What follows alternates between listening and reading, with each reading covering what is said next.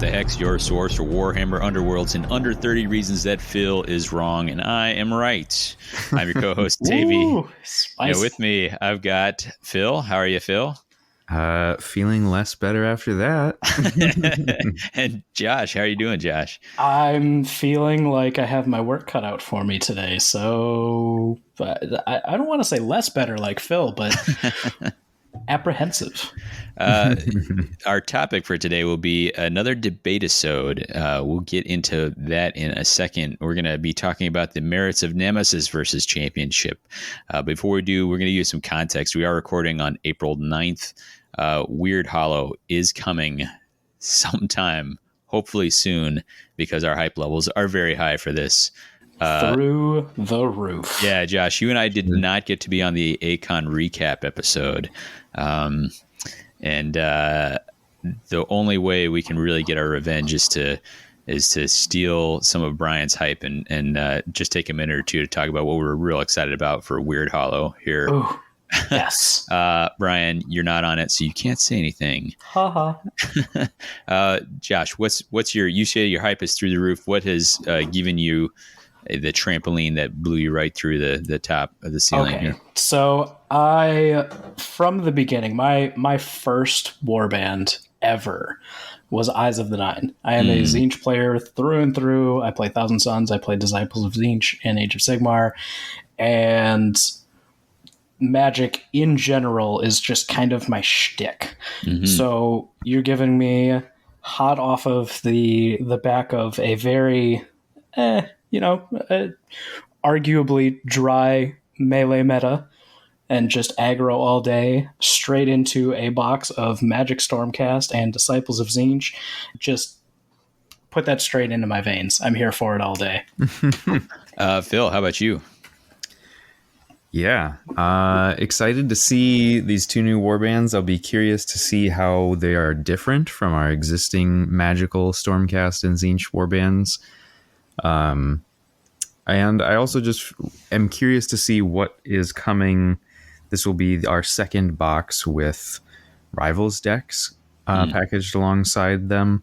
And so I'm curious to see what they are doing to try and grow that, as that is seemingly the new plan going forward, is that we're always going to have these Rivals decks. And so it's like, okay, what's the theme going to be? What is the thing going to be? Everything was aggro in the previous box. Is everything going to be Magic in this box? Like, that would be interesting. It'd be a lot. It'd sort of end up being like a full like 180 of where everything's been, where like there's no spells and you can't play Magic, to everything spells and all you can play is Magic, which would be both fun and strange all at the same time. It'd be weird, even, you might say. For me, I cannot wait for the weird puns to just come out everywhere. Gonna be everywhere. I'm glad this isn't on the main cast, because oh my gosh, those guys, Paul and Eric would just savage this. For me, I'm going to split the difference there. I'm excited about both those things. I'm excited to see where like this additional maturity in game design, like I feel like in general they've gotten better and better. We're returning to some warband types that we haven't seen in a long time. And what are they going to do now that they've learned lessons along the way? And additionally, the Rivals decks, the Universal Rivals decks, we've seen those come along more and more into a more sort of coherent idea. So that, and then what do you do if you have two Magic warbands and fingers crossed, right? Like a Magic Universal deck.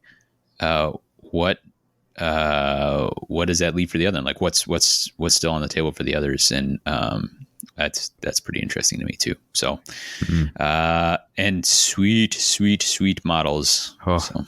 My God. Yeah. We're a little worried about the Tzeentch demons look a little spindly to me from the images we've seen. So I'm a little worried about that, but wouldn't be the first time we've had spindly models in this game. Yeah. Right. But that is all hopefully for an episode soon. We'll see when that actually hits the tables and such, hits pre-release. But first, we have some community shout outs before we get on to our main topic here. So I'm going to steal the first one because there was a piece of content that I just absolutely adored. A plus 10 out of 10. Bacon Born on his Determined Effort blog did a breakdown of the Sons of Velmorn. Really deep dive. Talked about a deck and a pairing and building with these guys, and it's like, here's gameplay tips, here's deployment tips, here's board advice, here's things I've learned, here's things that if I could change something about them, I would change. And it's a long read because he's gone so in depth on it, but it's just outstanding. It hits all my sweet spots, like that real in-depth coverage, covering a warband that has not been talked to death because they're not, the A plus, the obvious one. So just a really fun read, and I would recommend. Well, obviously, as always, we'll link our community shout outs in the show notes, and I would recommend anybody who has any interest in that warband or that kind of content, go take a look because it's outstanding. We've got an event. We got our Q2 Madtown Throwdown. Somebody want to toss out the details on that? Sure. So we're going to be playing, like Davey said, Nemesis format tournament. We're going to be playing on May 13th. It's a Saturday, second weekend of May. We're going to be playing at Noble Knight Games, Fitchburg, Wisconsin, just outside of Madison. If you're anywhere nearby, or even if you're not nearby and you're interested in coming and playing with us, we would welcome you. Start time will be 10 a.m. Should be a good time. Yeah. We've done these a number of times before. We do them every quarter, and usually alternating format, but it's always a good time. We tend to have 8 to 12 people, so come and join us. It'll be fun. Roll some dice. Yeah, our low mark was 6, and that's still a healthy day's worth of playing, so that'll be good. Another event, the Alberta Classic. Captain Murder himself hooked us up with the details. You can actually listen to him. I have not heard the episode myself, but I think he did a takeover of Path to Glory. So there's some more ACON coverage for you there. But he is running the Alberta Classic. It is a Nemesis format Grand Clash. It's happening on May 27th and 28th, sponsored by Toolshed Brewery, who he reports has the best barbecue north of the 49th parallel. That's a little North American geography for you. Here's reasons you should go, according to Derek, aka Captain Murder. Derek is your TO. He takes bribes. Beta rules are in effect. That's because Derek's the only alpha. It's going to have Saturday. There'll be 4 rounds of Swiss, cut to 8 on Sunday. There'll be an event for anyone who didn't make the cut. And they have some super cool prize support. There's hotel discounts, and he's going to throw out this challenge. This is specifically to our group here. I'm going to expand this to the world, but he specifically says, none of y'all Americans can beat us in Berta, so come up here and prove me wrong. So I hope somebody can do that. I'm looking at it myself. We've got a big trip this summer for the family, and I'm really trying to figure out how to plug in. Just got back from a big trip, and I'm trying to plug in either Nova or Alberta. Would be kind of amazing, but might be a big lift. We'll see. But that's it. Let's real quick do a little what the heck is going on with you. Josh, what the heck has been going on with you? Listeners haven't heard from you in a couple eps. Yeah, it's been a hot second. So Adepticon was a lot of fun. Really enjoyed that. Mm-hmm. My second year, this was the first time that I came back and really had the hobby bug. Like it gave me a lot of energy to really go forth and start like improving myself as a painter. The problem is I don't know what the heck to do with it. I've got all this all this energy. I want to paint everything and nothing at all, and I got to find an outlet for it. So the sooner these Zinch boys can make it onto my desk, the better. Exactly. I'm sure that'll hook, line, and sinker me. Fair. You heard some about it in passing in the last episode. Got to go to Adepticon, did not get to play in the Clash, got to play in that first event, had some good games there. I finished off the Cunning Crew for that, which I was happy with. It's one of those things where I often get a painting project to 90% and then mentally just check it off as done. So it was nice to come back and okay, these guys are done now. So that's cool.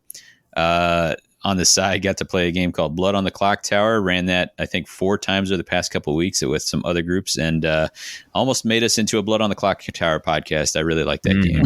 Very fun. But it's a fun game. Yeah. Play it over radio. Yeah, exactly. Oh God, there might be something there. Anyway, but that's what I'm up. Phil, how about you? Yeah. So post Adepticon, I was setting down the Starblood Stalkers for a little while just to sort of cleanse the palate. And I realized that a bad habit of mine is always playing old warbands. I hadn't really played anything except for Black Powder that was actually in print in the last year. So I was like trying to take a challenge of finding a new-ish warband that's actually available on shelves currently that somebody could actually buy and play now. So I started building for Shadeborn and got a test game in with them, not this past week, but 2 weeks ago.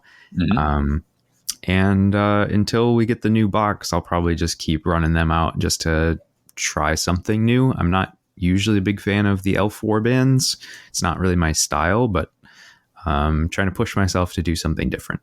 That's cool. I had a run of a few games with those. Really, really enjoy. And when they get to do their tricks are super cool. So Yes. But we have ourselves a verbal death match. Josh, you, by our arcane selection committee, became the person to be the arbiter of this debate. So I am going to hand the reins over to you. Josh, take the wheel onto our main topic. All right. So, since the dawn of time, mankind has tried to answer the really important questions. Okay. This will be brief, I promise. Do you see a rabbit or a duck? Is it blue with black stripes or white with gold stripes? Which is worse, Eyes of the Nine or the God-Sworn Hunt? Whoa. But today, I'm fired.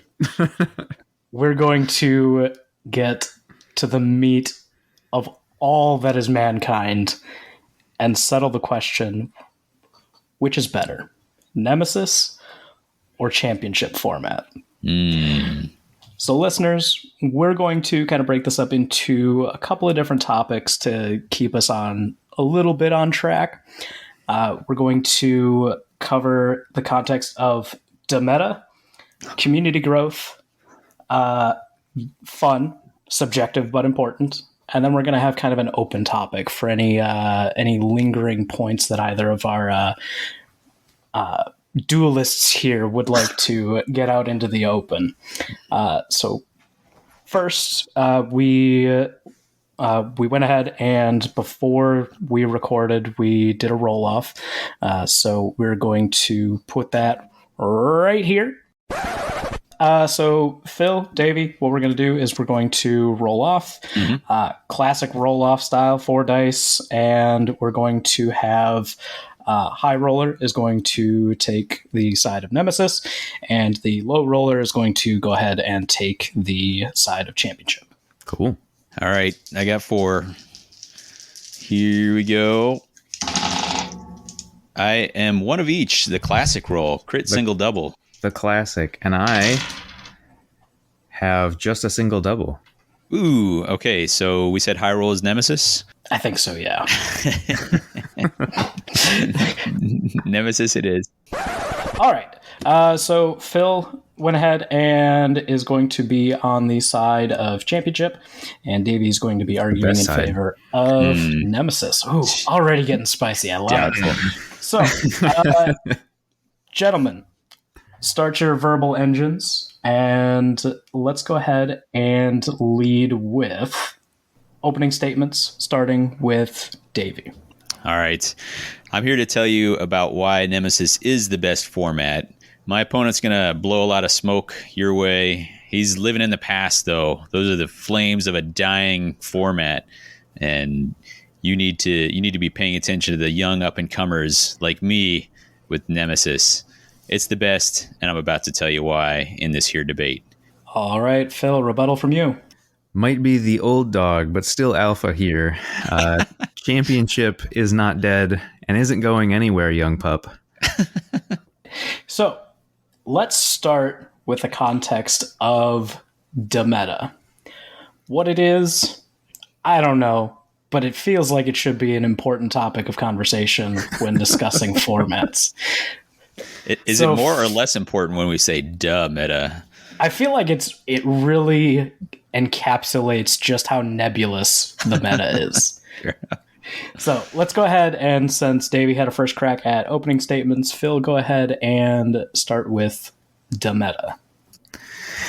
So why the meta is better for championship? So in championship format, because you can have a much broader range of decks, you can have a much broader range of playstyles, which means that your meta is far less defined and is more constantly shifting. Is constantly shifting a good thing? I would argue, yes. Constantly shifting means that when you are going to play in a tournament, you don't have a predetermined idea of what's going to win, what's going to be top dog. You should know that there's a wide range of play styles that you could be seeing, and you're going to have to account for all of those, which means that you have to be playing in a much more, heady way where you're like, I need to know about all these different types of matchups that I could have, which gives you a much greater sense of strategical depth when you're having to try and play that way.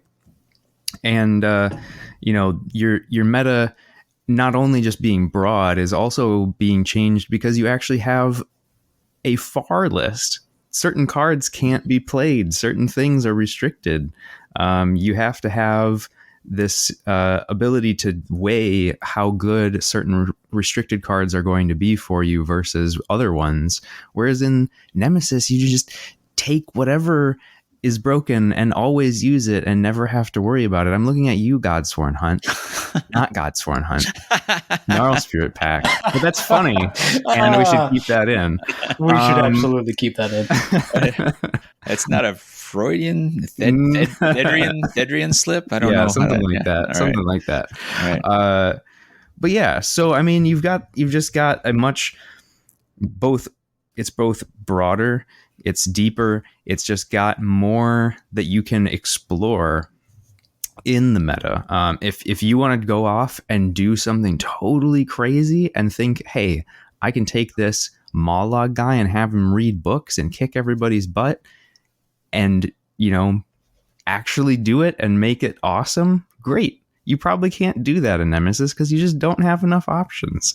So in that way, I do believe that the meta, as it is, not any one meta, but just the meta for championship, is far more appealing and gives a lot better gameplay for Warhammer Underworlds.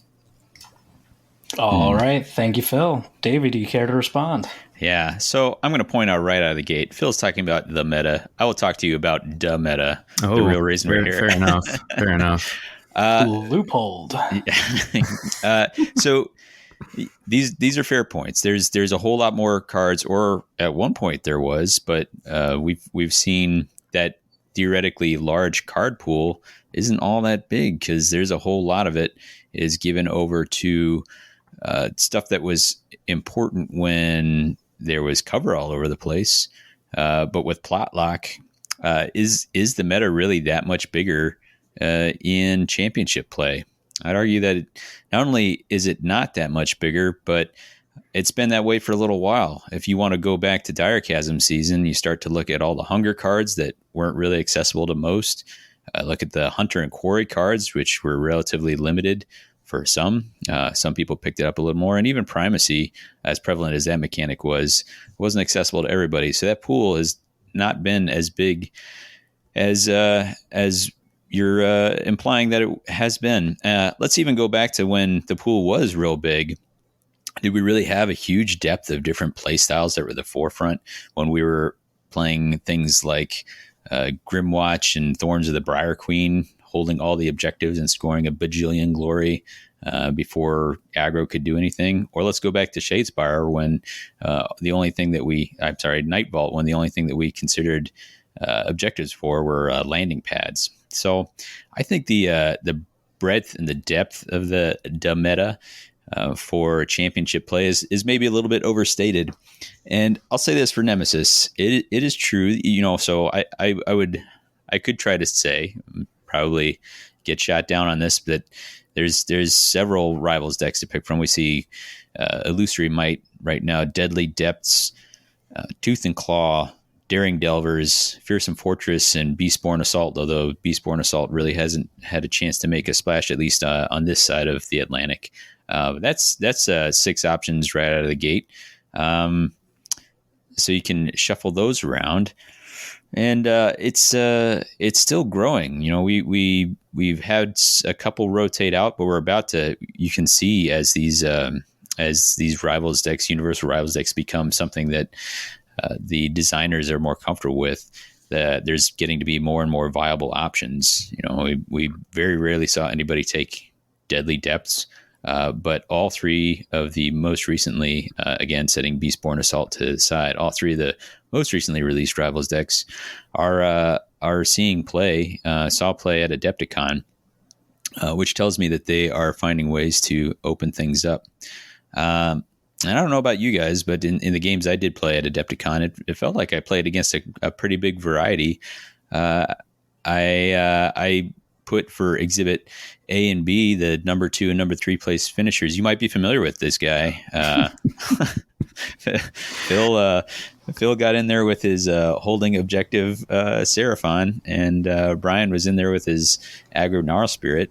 That's a spread. That's 2 very different things you got to be ready for. So, yeah, 2 underdogs that nobody's ever heard of before. Wild.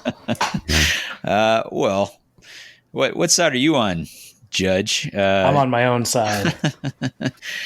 So I would just argue that although there are more cards available for Championship, that does not necessarily translate to a healthier meta by default. All right. So, Davey, sounds like you're kind of wrapping up your thoughts here. Phil, do you have any quick responses to that before we move on to the next topic? No, I don't think so. I think we've stated our points. Sounds good. Well, let's move on to the next topic, and we're going to lead with Davey this time. Community growth.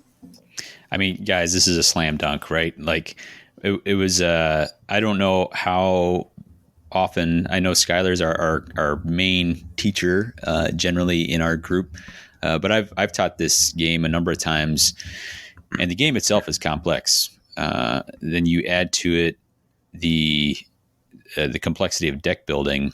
If they all of a sudden have to consider, 500 cards if they're going to build a deck, that's a barrier to community growth. If somebody comes in and says, I want to be able to compete, and you say, cool, now go buy hundreds and hundreds of dollars worth of warbands and cards to make that happen, that's going to feel like, well, there's other directions they can go. Nemesis, not the case. Guess what? Here you can make 2 purchases and you're in it. So if you ask around, figure out this is my favorite warband and here's a Nemesis deck that works well with it, you're good to go. You may even get that straight out of the one of the battle boxes. I guess we're maybe calling them starter boxes, core boxes. You get that out of the core boxes if that happens to be a pairing that works for you. And we've seen it. We've seen it at Adepticon. When I was playing on Wednesday, I talked to multiple people who said, well, I didn't think I could get back into this. I used to really dig it, but you know what? We kind of fell by the wayside during the pandemic, or our group kind of wandered off a little bit. But then I noticed this was Nemesis format, and I said, heck, why not? Let's jump in. Now, we saw some people, if you're playing a Nemesis format event, people feel less intimidated about just coming with a straight Rivals deck, which we saw and competed. I think there was a Sons of Velmorn pure Rivals that gave a number of our podcast team a run for their money. RIP Skylar's Wild Hunt. And almost RIP Phil's Seraphon, right? So what we saw, like, evidence right there of how much easier it was for people to jump back in. And if I'm not mistaken, I think you guys saw some of that on the Grand Clash itself. Some people who were taking part because it was a format that they could get into. This game needs players to grow. We're seeing numbers that are much lower than our last big Grand Clash at Adepticon in 2019. Pre-pandemic, numbers took a big hit, and we need to do everything we can do to make it accessible and less of a barrier for growth. And that's why I think Nemesis is clearly the winner of the formats, particularly in this category. All right. Davey, sounds like you're wrapping up there. Phil, do you care to respond? I will respond. So Nemesis definitely has the low barrier to entry. I can't argue against that point. But does it offer enough to keep somebody always wanting to come back? That, I think, is the argument that I'll make for Championship, is that Championship gives you more variety and more of a runway for growth into the game. And so that there's always something new to do, something new to try. And you can keep sort of, you'll sort of never run out of material to work with in Championship. In some ways, that can be intimidating, but once you've, played your 10th, 20th, 100th game of Underworlds, the barrier to entry is no longer intimidating. You understand the full mechanics, and you probably are, if you've gotten to that point, you probably want to be able to delve into different, strategies, trying out different warbands, trying out different avenues of like, how can I make this work? What can I do with this warband that I haven't tried before? It's like, maybe this warband is supposed to be aggro, but let me try playing it as flex, or try playing it as hold objective. And having a much longer lifespan for all of your cards is probably a good thing, because of all the different permutations that you can do in all your deck building. And I think if we can have a format that's healthy, that can help people, keep playing the game, that will ultimately be better for the game in the long run. And so in that way, I think Championship is better. I can give a nod to that point, like keeping our most dedicated champions of the game, like a lot of people on this podcast, but more out there. Skylar mentioned all the teaching he does. That's fair. I know Skylar really loves that deck building aspect, and keeping that around, I can see that being an important part to keeping him motivated to get other people motivated. So I concede a fair point there. You heard it here first, folks. Davey concedes and Phil wins. Concedes the 1 point. Out of context. Indeed.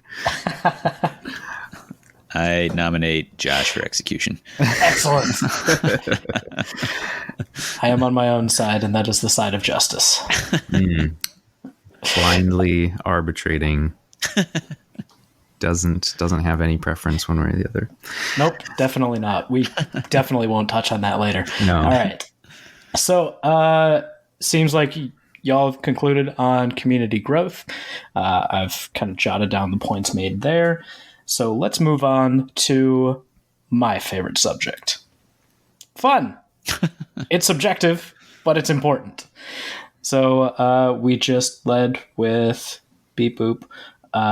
Davey? So we are going to lead with Phil on fun. So go ahead and talk to that topic. Yeah. So why is Championship more fun? So I think actually, to a point that Davey just made, deck building in itself can be very fun.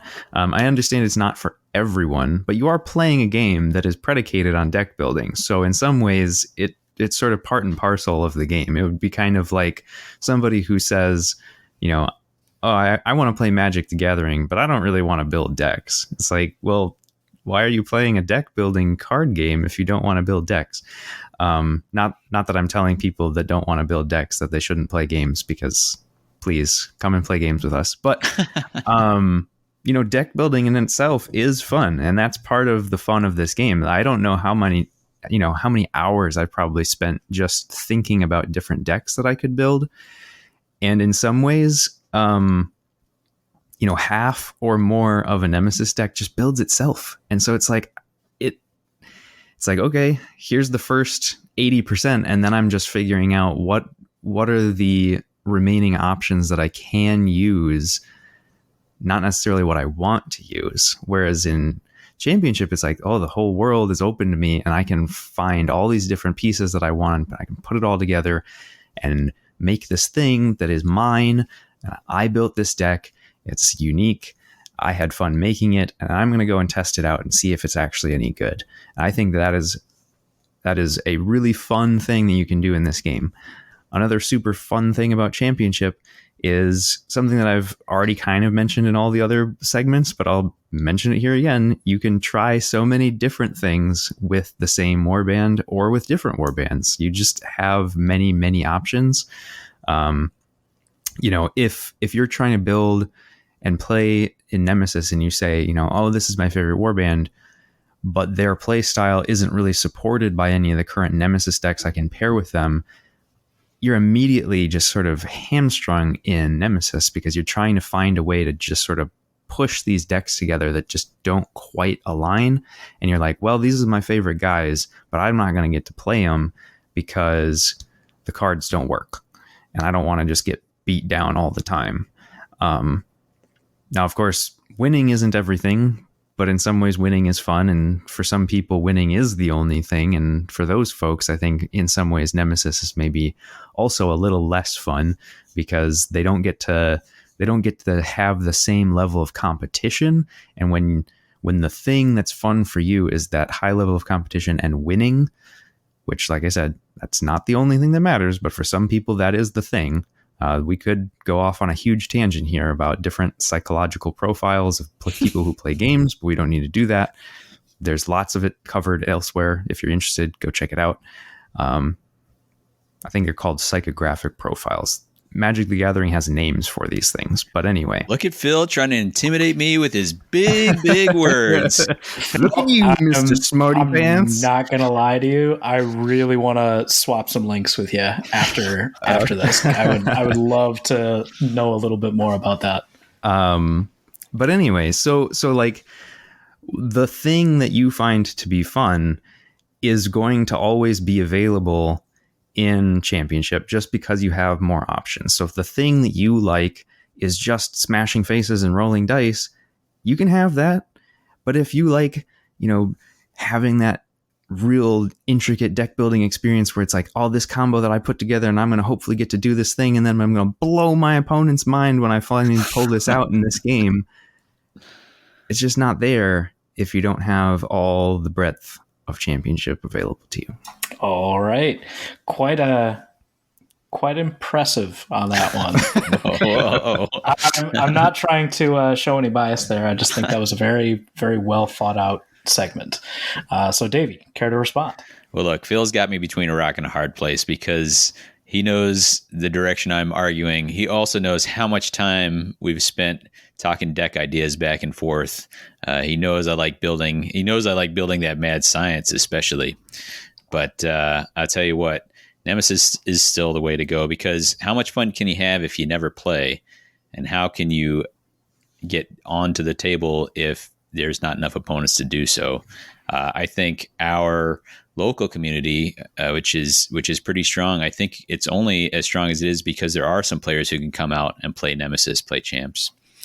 And if you talk about why would you play Magic if you can't deck build, right? Well, I tell you what, I played Magic with my kids, and I played back in the day. If I had to buy like random assorted cards and try to build decks, we wouldn't be playing. But I can go out there and buy pre-built. We throw them down. We've played a ton of matchups against each other very much enjoy the mechanics, very much enjoy that gameplay, and we haven't done any deck building at all, other than maybe slapping 2 jump starts together. Not to get too in the weeds there, but I don't think I can concede that for some people, deck building is extremely fun, and I don't know, maybe I'm one of those people, but but I think first and foremost, we're playing this to play on the table, and I think that we retain enough variety that you can still enjoy it. You would have to play an awful lot of games before you got to the point where, like, I've really tried all the combinations out there. In our last league, I was building new decks each week because I was trying to fill out the roster of played warbands. And that meant each week I was trying to attach a warband that hadn't been seen yet, and then figure out what fits with them and get something to work. I spent a ton of time deck building, and that was a ton of time deck building in the Nemesis format each week doing that. I'll say this as well. You talk about, hey, what if there's not a universal rivals deck that pairs well with my favorite guys?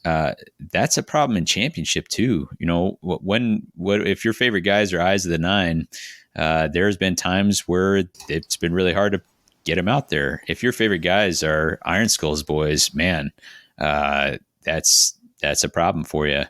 And I'll tell you this, I have run now multiple times Iron Skulls boys in Nemesis. I think I've been pairing them with Daring Delvers, and they could compete. And that's because some of the level was taken off of some of the other warbands, where all of a sudden I was having close matchups in a way that I hadn't been able to do for a long time with that warband. So Championship is not a panacea towards making all warbands available. It just kind of shifts the goalposts. But here's the thing, like I said, the game doesn't exist unless you're able to play. So deck building or no, the more fun format is the one that lets more people play. And that, my friends, is Nemesis. All right, Phil, any short bits that you wanted to catch up on with Davy's statements there? No, I don't think so. All right, sounds good. Well, let's move on to the open category. So if there's anything that you felt like we haven't covered yet that's really pivotal towards expressing why your chosen format is better than the other, now's the time to do it. And we're going to lead with Davey. Sure. The thing we got to keep in mind is that we're not comparing apples and oranges here. We're comparing a format that is very new. It only just recently got an official name. It used to be called Rivals Plus, or we, had different, I think, Warlords at one point. They were still figuring out what even is this format. What even is a universal rivals deck? If you look at the first one we ever saw, which was the Silent Menace, that doesn't really function as a standalone rivals deck. Now they do. And so what we're doing is we're comparing a format which is only just coming into its own with a format that has had a lot of time to be refined. Championship play has been around since the start of the game. And Phil and I can think back to championship play before the Forsaken and Restricted list existed. And in those days, all the decks were, I think the joke is that everybody had the same 23 cards and then 8 cards that were, 9 cards, I guess it would be, that were unique to their warband in some way. So, if I'd say, compare Nemesis with early Championship, and I think that's a more fair comparison. I think Nemesis is already looking good, already fun, and only has upwards to go. So that's a point I wanted to make sure to put out there. I'll toss it back to you. Absolutely. Phil, anything you want the listeners to hear about Championship format? Yeah. So it's not so much specific to the format itself, but the community around the format. Championship has had, 5 years of growth and people playing, and there's a lot of invested people who love Championship. And, you don't want to see that get thrown out because we want to bring new people in. And I will concede to the community growth point absolutely 100%. I know I had to make an argument there, but I knew I was going to lose that one 100%. Nemesis is the way to get into the game. There is almost no argument against it, but I don't want to see us say, well, because it's the way that you get people to buy into the game, therefore that's all we play. And in that way, I think Championship has a lot to offer, and in some ways you almost have to have this natural growth path, and that Championship should be the end goal and not Nemesis. And in that way, you can maintain the current system and then give people an on-ramp onto that system. And so I think we want to be able to maintain the level of competition that people have come to expect from the on the box described, most competitive miniature war game ever. I don't remember the exact quote. I guess I could probably... Ultimate competitive miniatures game, says the side of my Gnarlwood box over here. There you go. I don't have my box right in front of me, but it says it right on the box. And if we're losing any level of competition, is that somehow diminishing the game? I'll let the listeners decide. I dig it. So let's move on to... I have one more catch-all statement I'd like to make. I haven't kind of hit all mine. Just kidding. We ain't moving on to nothing. Davey's got more to say. I do. And this is I don't know if I want to maybe subjective or as a more theoretical one, but I think Nemesis is great for the game because I think it puts more pressure on the designers to really hone their craft. So if we think about Championship play, if we think about the seasons up through Dire Chasm, and I guess all the way through the Ulgu seasons, the Harrow Deep and Nether Maze, think about what that Championship pool of cards had, and there were tons of cards that just weren't used. They didn't really have a purpose. There was this whole layer of cards that was like, part of it was, part of the game was figuring out like that card's not very good. And that's part of your growth in any deck building game. But it felt like there was, I don't know when the last time you flipped through some of your card binders is, but I looked through those and I'm like, man, there's so many cards here that I never included in any deck at all. Now I'm not saying that every card is useful in Rivals and Nemesis, but you see a greater percentage of the cards used just because there's fewer options at any given moment. And if you're going to design, which they are doing, these standalone Rivals decks, you can design a card like this card is not going to do much in Championship play, but it might do something in Nemesis, and it will definitely do something in Rivals. I'm thinking of stuff like Walking Wall here from Fearsome Fortress, which activates other cards in that deck. There's plenty of that stuff in Beastborn Assault. You're like, this card doesn't make the Championship cut, but there's a reason for it to exist if you're playing in these other formats. And so I think it gives some additional focus, and it gives some reasons to I think the designers have to look like tighter at internal balance in any given release. In my opinion, I think that's generally been good. I think we've argued on this very podcast about the strength or viability of some of the war bands relative to each other in the Gnarlwood season. But in my opinion, the universal cards that have come out, because of the context in which they came out in these standalone Rivals decks, they've been more across the board interesting to me, because I'm thinking about, how does this fit in Championship? How does this fit in this, if it was a Rivals deck, and how does it fit in Nemesis? And because Nemesis exists, it gives them more reasons to write cards in particular ways that don't have to, this card doesn't have to be better than Great Strength for it to be taken, that sort of thing. So I think for that reason, I think Nemesis is a great format to have around. Yeah, I think it's a good point that I think card design has gotten better. I think they could have continued to do that in Championship, but I think that you're right. It forces them to make it better, because if they have duds in the rivals decks, then it's really bad, because then it's like this deck becomes unusable. Or I might offer worse. That deck becomes the only deck. Oh, sure. Yeah. The alternative deck becomes the only one. Right. Yeah. Absolutely.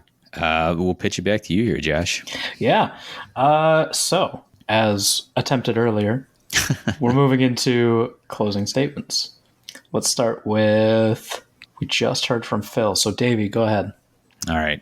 Well, look, I'm not saying that Championship doesn't have its place. I'm saying that Nemesis, if you have to pick one to continue, it's got to be Nemesis. It's the one that's going to grow this community. It's the one that I can tell somebody, yeah, like, did you like this game? Awesome.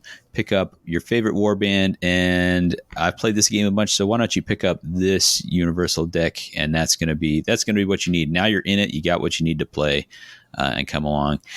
My experience, and again, I didn't play in the Clash, but I think Skylar even quoted me on this on the last episode, but my experience was, once I was in there and playing, away from the deck building, playing Nemesis felt like playing Underworlds, including at a high level. Like, I had some opponents that it was like, I'm really burning brain cells trying to make sure this happens. Even, I'd say all three of mine. I managed to get a big win off Paven, but those were games where the glory differential didn't even represent how close the game was. Like, I was sweating, losing every one of the games I played in for a lot of the games. Like, it was challenging, rewarding play, and it existed right there in Nemesis. And I'll be the first to raise my hand and say that I was kind of a skeptical of whether that would be the case once they started really championing that format. So for me, Adepticon was an eye-opener as to just how good a format Nemesis can be, for all the reasons stated previously. And Phil, I'm gonna pass it over to you. Yeah. So I will state again that I think Championship is the better, more mature format and should continue to be the main focus of the game. But I will concede that we need to be able to bring people into that format and have a way to on-ramp folks, because you don't want it to just be nothing or Championship, because Championship does require that you have a deeper knowledge of this game. There is a lot that goes into it, and trying to play from the outset. I mean, we even build decks for new people when we didn't have Nemesis, where it was like, I'm purposefully not going to bring certain things because I know it'll be a closer game if I build this Championship deck differently. Yeah. Which is fine to do, but I think it is also like, it's hard to do that. And so it's like, let's find the way where we can bring people along and get them in. And once they're in and we know that they're in, be like, okay, so now that you've tried this, here's this other thing that you can do. Look at how much you can experience the game if you've got all these things. And once people have been playing for a while, they essentially are there, right? They've been buying all the new stuff because they're interested in having these different things to try out. And after a few releases, it's like, well, you're in the same boat as everyone else now. Let's try some Championship. All right, so let's pull back from the debate itself. I feel like we've made our points, we've made our closing statements. Let's talk real for a moment here. Yeah. Phil. I was 100% real the whole time, Josh. Whoa, man. So, Phil, level with me. Yeah. You made a pretty passionate argument for Championship. If you had your choice at the beginning with the roll-off, would you have chosen Championship or would you have chosen Nemesis? I think the debate is very hard to argue for Championship. I think I would rather argue in favor of Nemesis, because I think the writing's on the wall. And honestly, Nemesis is the format that is easier to support for the health of the game. Is it my preferred format to play? No. I actually much prefer Championship as as a thing to play, but as a veteran of this game since it first started with the very first box, of course I'm going to prefer playing Championship. I have all the experience in the world to be able to say, like, I know exactly what I'm doing and have all the stuff and want to be able to play with all of it. But that is not the majority of people who play Underworlds. And so, while I want to Championship, I understand that is not really a realistic point, to argue. Like, to say if it had to be one or the other, if it was black and white dichotomy, I would not argue to say that it has to be Championship, because I don't think that in the long term that's going to work. I do think that we need both. I think the game needs both things. I think there is a point at which Nemesis probably can become stale. Potentially when you're waiting for new releases, if you feel like, hey, I don't like playing some of these other warbands. I've already played the one warband that I really like with all the possible decks that are currently available. I want to do something different, and Nemesis doesn't have that right now. That's a problem, and we kind of need those other options. I know, I've referenced Magic the Gathering a number of times here, but a game that has survived for almost 31 years now, it survives for a reason. And so making reference to it is a good idea because it's well designed. It's had its downs and ups, just like Underworlds has, but at the end of the day, it gives people different ways to play with a common structure so that you can learn at an easy level. And then if you want to, you can then branch out into different things, but it uses all the same resources, which is the exact same thing with this game, where you can learn at Rivals or you can learn at Nemesis, which is just one tiny notch more difficult than Rivals. And then you have the choice to say, I have learned, I've experienced this, I want to do something else, something more. And then you can open that up and it's available to you. If we take the format away and say, oh, we're not going to support this anymore because it's too much work, I think we are selling the game short. All right. Very good points. Davey, same question to you. If you had your choice instead of a roll-off, which would you have argued in favor of? So, Phil and I are obviously going to be coming from a pretty similar spot. We've been doing this podcast together for a long time, playing this game for a long time.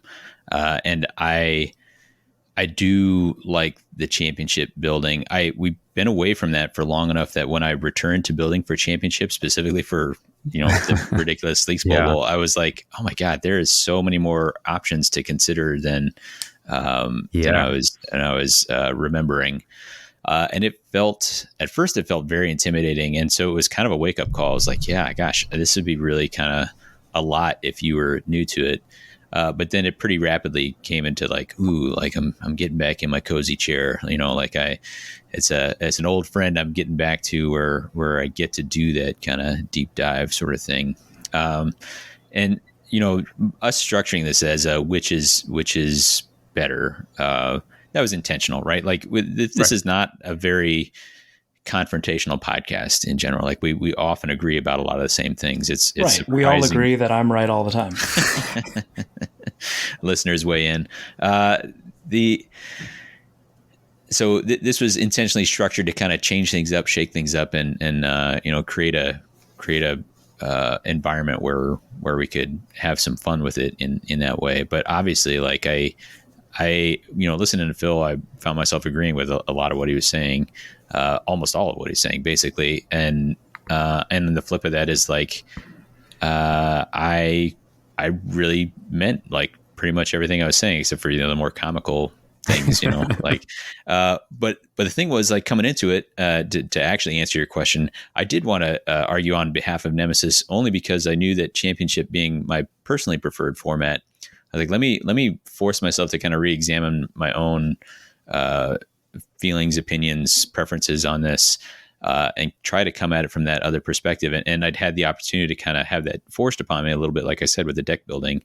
I think it'd be pretty good for me to, to really think about it from that perspective and come at it as if that was, really where I wanted to be.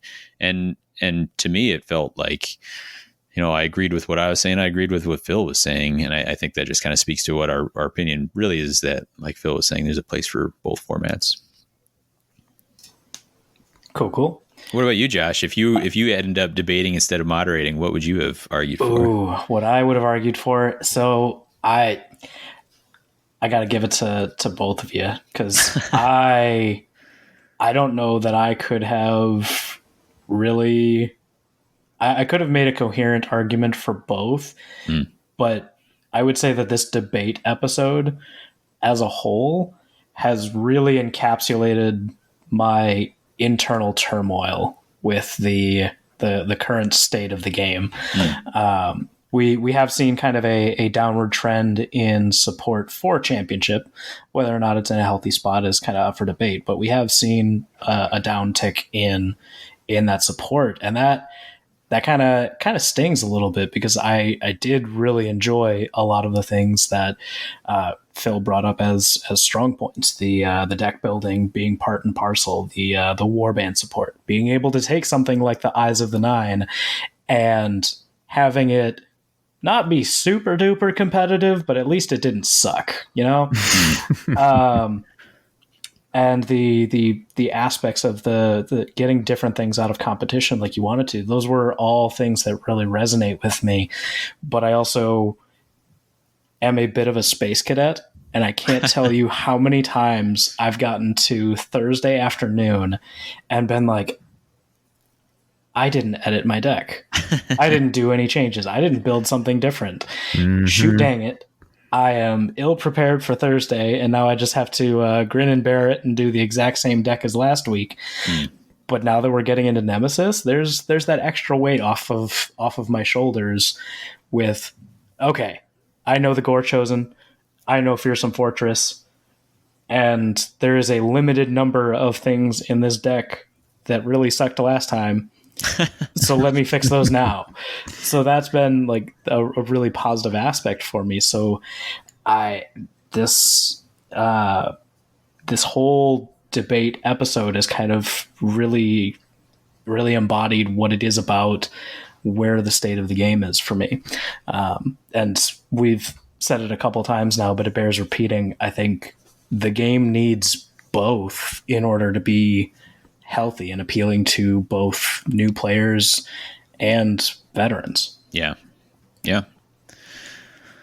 And I guess something I've been thinking about as been talking more about it. I think it's not fence sitting to say that, we just need both. Like, no, we legitimately, like, right. The game can't really be like, if you make it too simplistic, you don't keep people's attention. If you make it too complex, it's hard to get people in.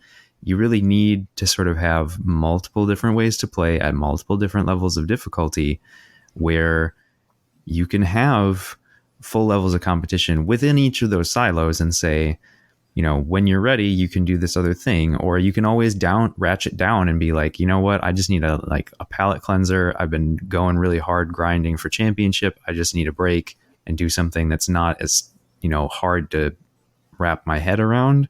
And you just be like, I just want to play a Rivals game. I just want to play a Nemesis game where, like, I'll just slap some cards together and play a game, and I don't have to think about it. And actually, having talked about it at the start of the episode, post tournament for me, whether it's a local tournament or something big we've been prepping for months, that's almost always my state. I'm like, I want to do something different. I don't want to think really hard right now, because I'm not, tournament prepping. So I'm just going to slap some stuff together and see what sticks. And take some crazy choices. Do something weird and different that I didn't have to, like, worry about how good it was. And just Phil said weird hollow hyper. Oh man, there it is. Ding. Powering back up. Drink.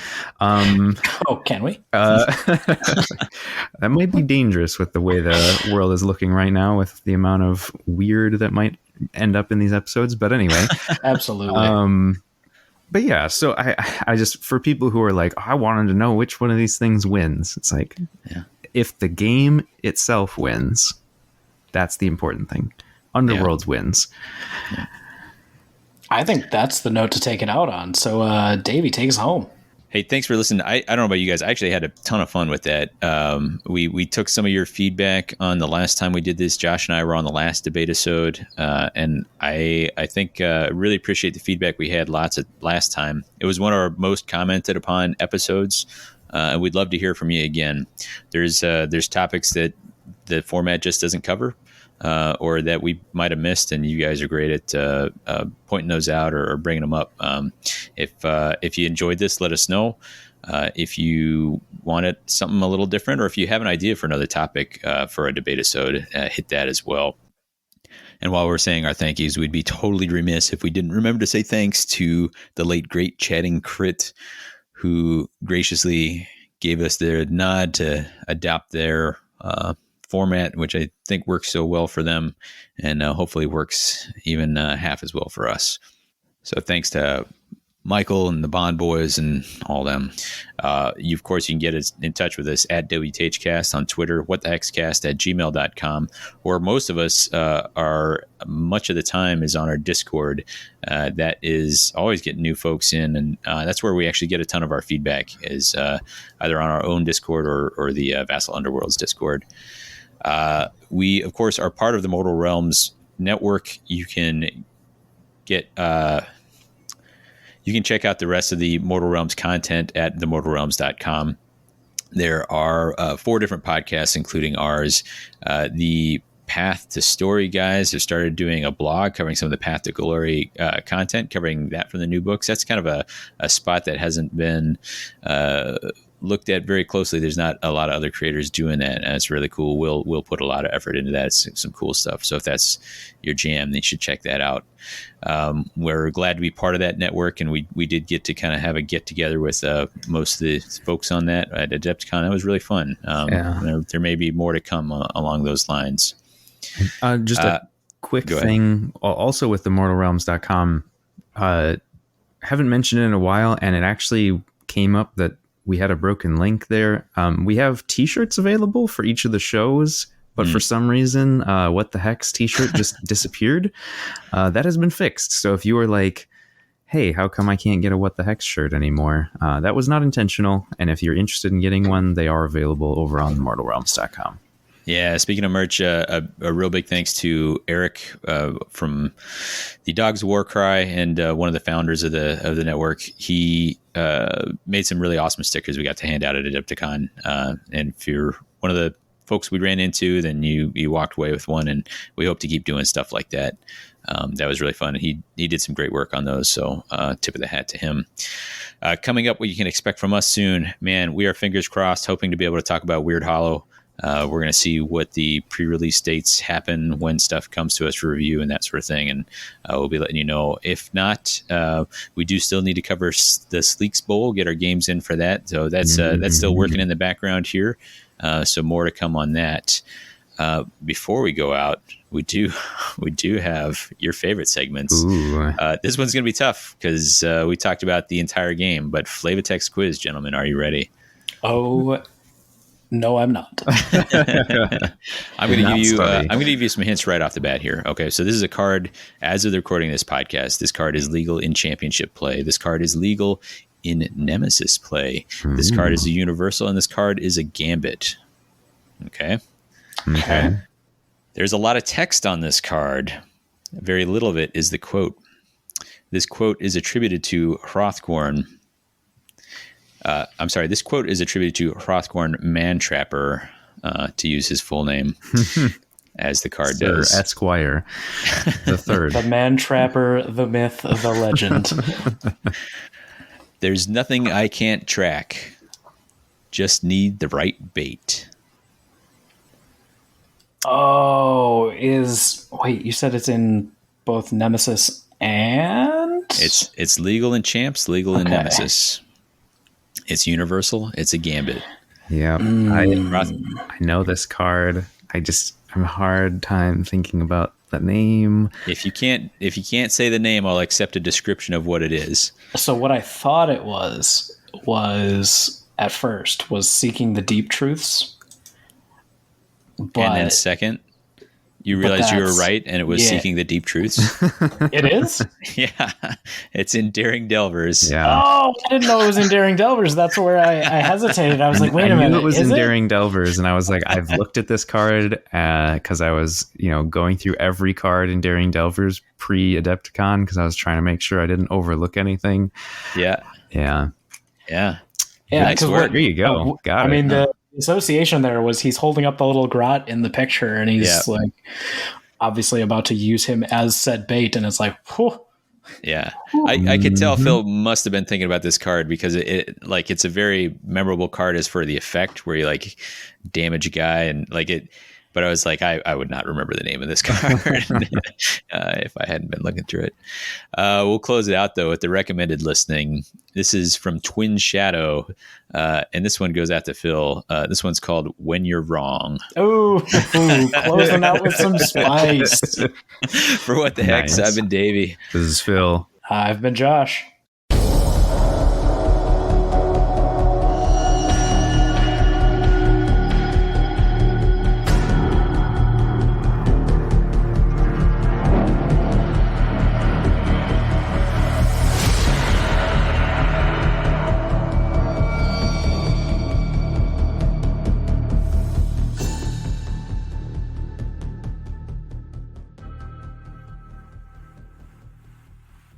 I mean, I think an easy one is I think an easy one. Yeah, I'm the editor. I'm going to make myself really sound good in this. You're nailing it. Yeah.